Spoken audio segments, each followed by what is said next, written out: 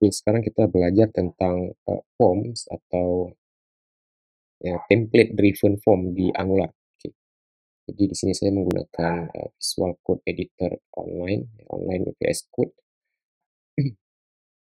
Ya, jadi, form jadi hal yang penting untuk kita bisa membuat form di Angular, karena biasanya kita menerima input dari user, berupa ya menggunakan form. Ya, di sini kita akan memanfaatkan, form sederhana ya, untuk membuat misalnya form login gitu ya, email dan password gitu, dan ada nanti tombol, submit untuk kita mensubmit form. Ya, oke, di sini saya mulai dengan membuat satu, form HTML biasa yang menggunakan, eee, Bootstrap.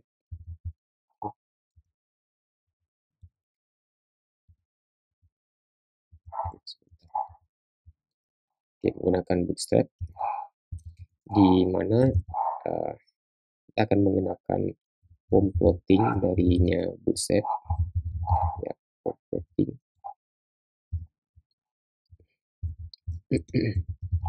Form plotting, oke. Kemudian, eee, menggunakan input type email, oke, menggunakan input type email, kemudian ini kita buat dia, required ya, kemudian ID-nya email dan name-nya juga kita buat dia email. Lalu place holder your email gitu. Oke, kemudian di bawahnya kita perlu buat label for email, eee, email address. Oke. Kemudian, ya setelah email, ya setelah email kita buat satu lagi untuk password. Oke, type-nya password, ID-nya password, placeholder-nya your password. Oke, kemudian ini juga, password, ini kita ganti dengan your password atau password saja. Oke, nah seperti ini. Nah, ini kita lihat di sini formnya masih form default HTML ya, karena kita belum import CSS darinya Bootstrap. Oke, sekarang kita butuh satu button submit di bawah sini, misalnya apa ya, login gitu ya, menggunakan kelas button primary darinya Bootstrap. Oke, kemudian, oh ya, kemudian ini kita perlu membuat margin bawah di sini. Ya, seperti ini. Kemudian, sekarang kita butuh mengimport CSS dari Bootstrap. Kita bisa melakukannya dari style CSS di sini, add import, URL. Oke, sebentar saya copy CSS-nya dari Bootstrap.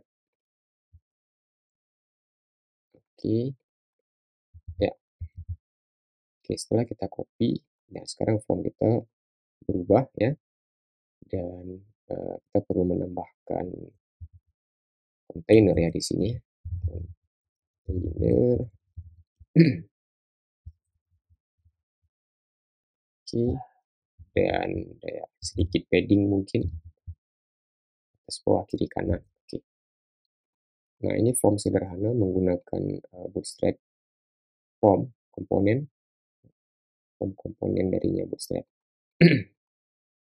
Tahap berikutnya adalah kita mulai membuat, variabel ya. Pertama akan saya buat, satu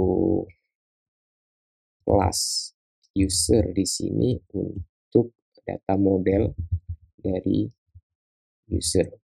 Oke, data model dari user, di sini saya buat dalam bentuk objek ya, objek, email string kosong, kemudian, password string kosong gitu ya.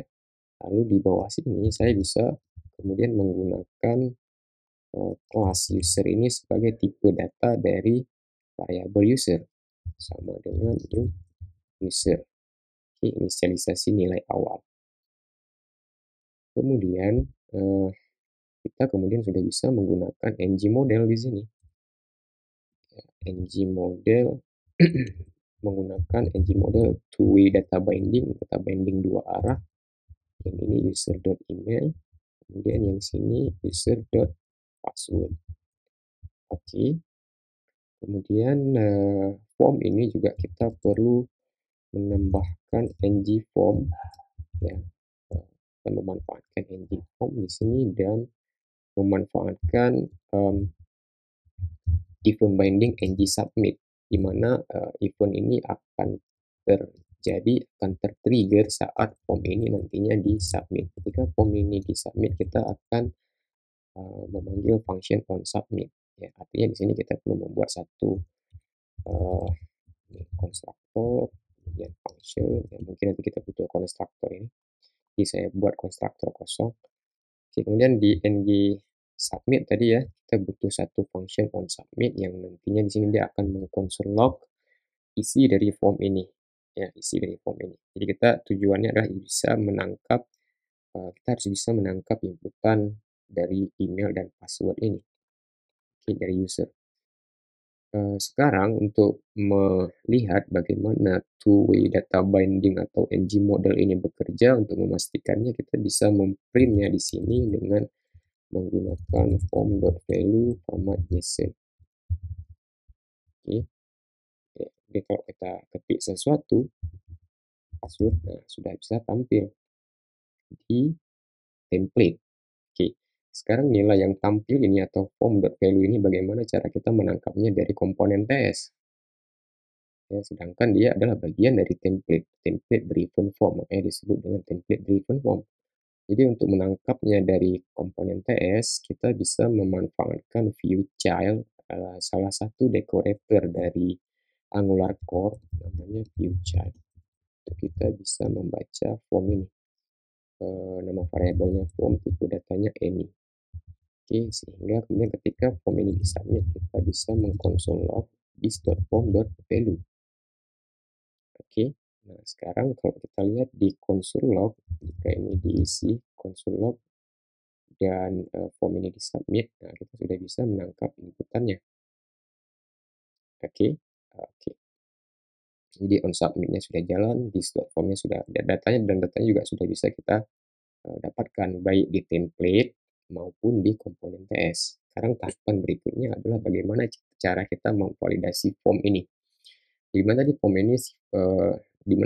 ini required, artinya dia wajib untuk diisi baik yang email dan password. Ya, selain itu email juga harus valid tipe, karena tipenya di sini email, type-nya email. Oke.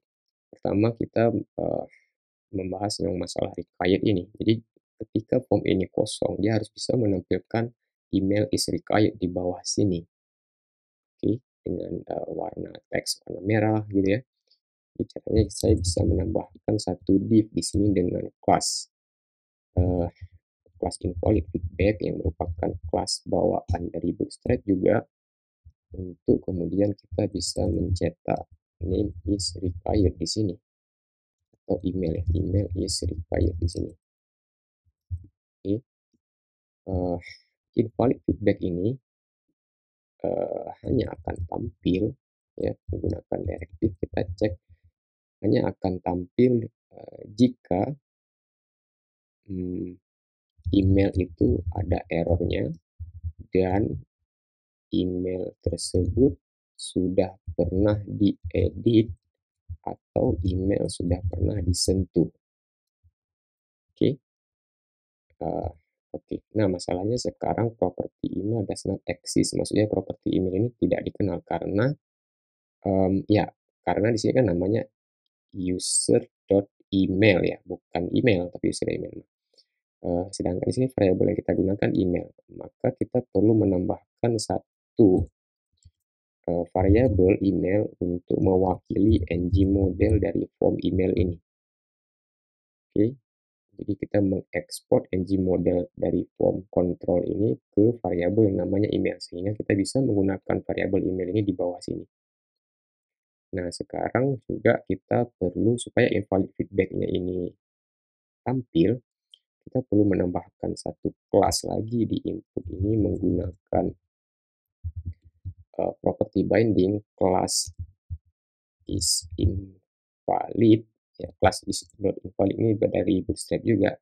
Artinya dia akan menambahkan kelas is.invalid terhadap input form ini jika jika ini sama ya, bisa copy kembali saja. Oke, nah, jadi sekarang kalau kita klik di form ini dan saya klik di luar, nah sekarang dia sudah bisa menampilkan error email is required. Ya, kalau diisi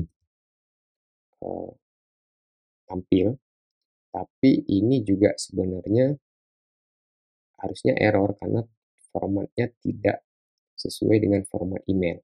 Oke, nanti kita akan buat satu validasi lagi untuk format email. Sekarang saya akan mengcopy ini ke bagian yang password. Oke, karena sama. Tinggal diganti saja yang tadinya email diganti dengan password. Oke, password. Oke, kemudian di sini juga kita perlu menambahkan exportnya ng model. Oke. Kemudian kita juga perlu menambahkan kelas dari kelas .isInvalid ini password. Oke. Kemudian ya password is required sudah tampil.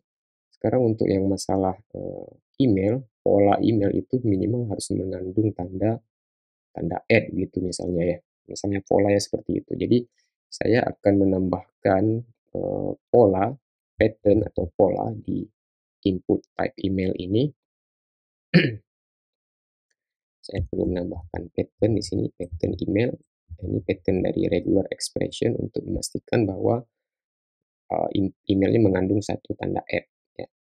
Dan untuk ngeceknya, saya bisa menambahkan di sini, ini untuk yang email is required, email.error.required. Oke, satu lagi saya tambahkan, email must be at least one card, must contain ya, must be contain at least at chart. Oke, ini error email. Oke, pattern email. Oke, kita juga bisa menggunakan errors email atau errors pattern ya. Oke.